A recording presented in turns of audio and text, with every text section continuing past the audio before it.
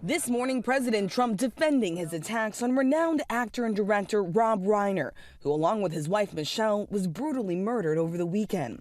On social media just one day after the attack, the president linking Reiner's murder to his activism and criticism of him, saying Reiner had a massive, unyielding, and incurable affliction with a mind-crippling disease known as Trump derangement syndrome.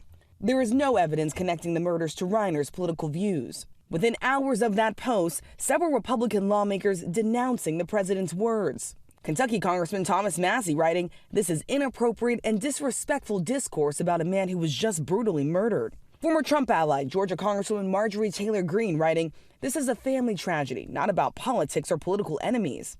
But when asked about that criticism, the president doubled down.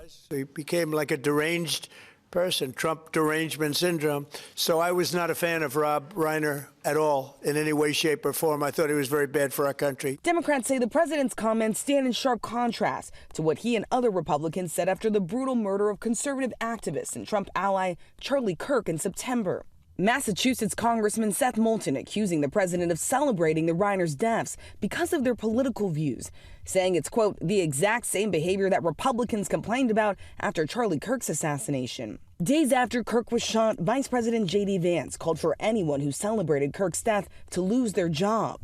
The First Amendment protects a lot of very ugly speech, but if you celebrate Charlie Kirk's death, you should not be protected from being fired for being a disgusting person. A spokesperson for Turning Point USA, the organization Kirk founded, sharing this video of Reiner condemning political violence, saying Rob Reiner responded with grace and compassion to Charlie's assassination.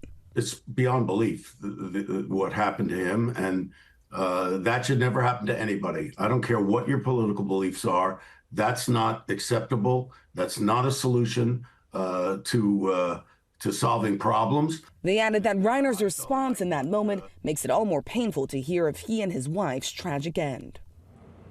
And it wasn't just lawmakers criticizing the president. Even several conservative voices and influencers who are typically in lockstep with the president speaking out against those comments, one even calling it shameful. But again, when asked directly about that criticism, the president only digging in, Rebecca. All right, Rachel, thank you.